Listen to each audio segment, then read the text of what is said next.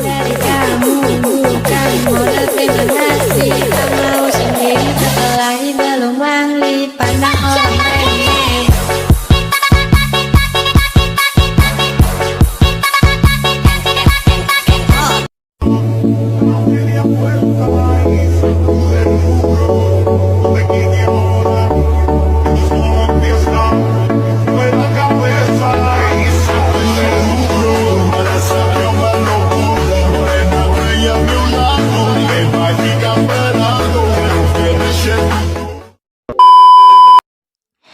Assalamualaikum warahmatullahi wabarakatuh. Halo teman-teman, kalian tahu nggak sih apa itu kebijakan fiskal? Nah, pasti sebagian dari kalian ada yang belum tahu kan? Oke, mari kita bahas bersama ya. Kebijakan fiskal ini merupakan kebijakan ekonomi yang dilakukan oleh pemerintah dalam mengelola keuangan negara. Yang dikelola ini adalah penerimaan dan pengeluaran negara yang tercantum dalam APBN. Jika penerimaan negara sumber terbesar dari pajak, sedangkan belanja negara biasanya berupa belanja pemerintah, yaitu belanja pemerintah yang biasanya digunakan untuk kepentingan pembangunan negara untuk membangun. Nah, kebijakan fiskal ini mempunyai beberapa tujuan. Yang pertama, untuk memperbaiki keadaan perekonomian negara. Yang kedua, untuk meningkatkan kesempatan kerja. Yang ketiga, untuk menjaga stabilitas harga secara umum dan juga untuk menjaga tingkat inflasi. Yang keempat adalah untuk meningkatkan distribusi pendapatan nasional.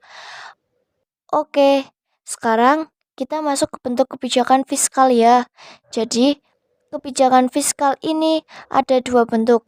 Pertama, kebijakan fiskal ekspansif, dan kedua ada kebijakan fiskal kontraktif. Yang pertama, kebijakan fiskal ekspansif atau di sini adalah istilahnya fiskal ekspansif policy.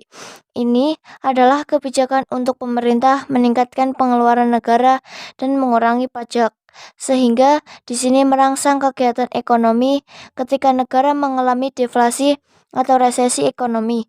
Ketika ada deflasi di sini, kegiatan ekonomi sangat lemah. Ya, jadi di sini pengeluaran negara ditambah atau ditingkatkan, sedangkan pajak diturunkan sehingga nantinya di sini akan merangsang kegiatan ekonomi dan mampu mengatasi deflasi. Yang kedua adalah kebijakan fiskal kontraktif atau istilahnya merupakan kumpulan fiskal kontraktif. Ini merupakan kebijakan pemerintah untuk mengurangi pengeluaran negara dengan cara menaikkan pajak sehingga pendapatan negara di sini akan meningkat, dan biasanya kebijakan ini dilakukan pada saat terjadi inflasi. Oleh karena itu, di sini ketika terjadi inflasi, maka dilakukan kenaikan tarif pajak agar pendapatan negara dapat meningkat. Jadi, perhatikan kata kuncinya ya. Jika ekspansif itu meningkatkan belanja negara dan menurunkan pajak, sedangkan kontraktif mengurangi belanja negara dengan menaikkan pajak. Jadi sebaliknya ya, jika ekspansi dilakukan saat demokrasi terjadi dan kontraksi dilakukan saat terjadi inflasi. Selanjutnya, di sini kita akan belajar mengenai instrumen dari kebijakan fiskal ya. Jadi, ada beberapa instrumen yang bisa dilaksanakan untuk melaksanakan kebijakan fiskal ini. Yang pertama ada sistem perpajakan. Yang kedua, belanja pemerintah, dan yang ketiga ada pinjaman pemerintah. Di sini yang pertama ada sistem perpajakan. Nah, pajak ini merupakan instrumen yang paling efektif dalam kebijakan fiskal.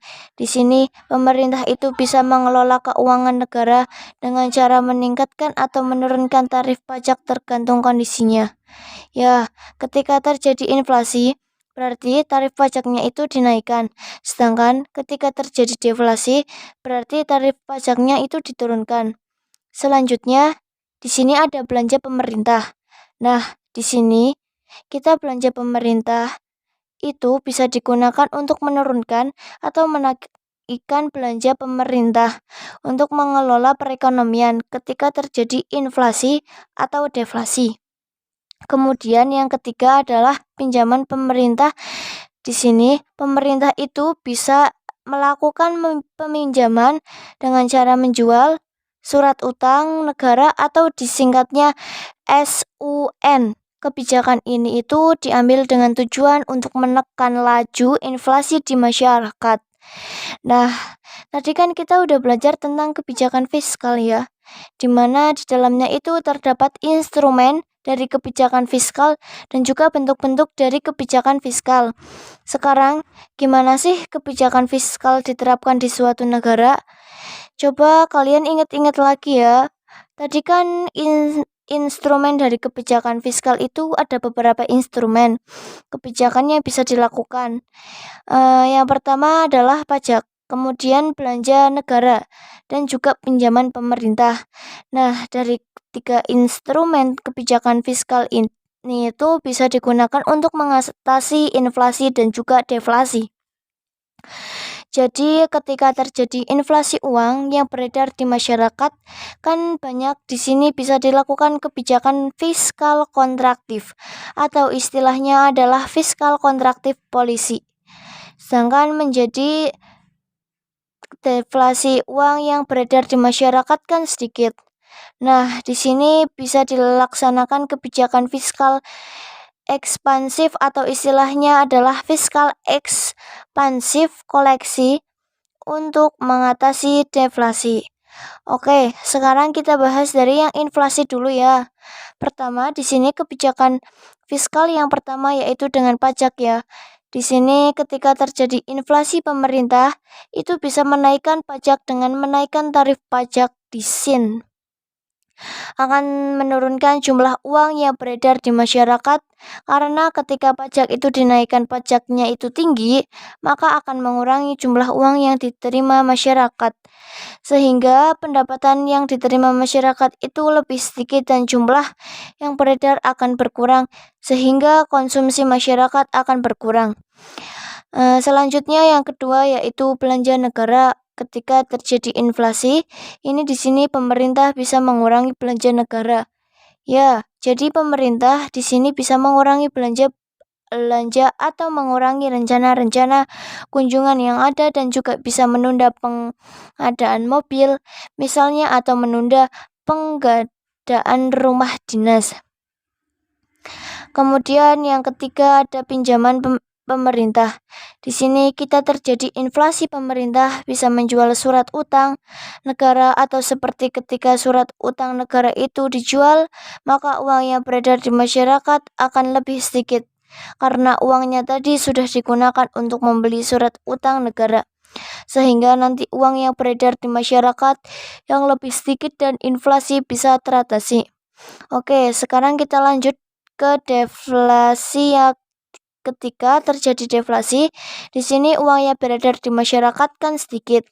Nah, di sini bisa dilakukan kebijakan fiskal ekspansif untuk mengatasi deflasi. Oke, pertama mulai dari pajak ya. Jadi ketika terjadi deflasi, di sini pemerintah bisa menurunkan pajak. Ketika pajak diturunkan ini, maka daya beli masyarakat itu akan meningkat, sehingga perekonomian itu akan lebih terangsang dan deflasi bisa terasa. Selanjutnya yang kedua, belanja negara. Ketika terjadi deflasi, pemerintah di sini bisa meningkatkan pengeluaran ya. Jadi contohnya gini. Tadi kan kalau inflasi pemerintah mengurangi belanja ya.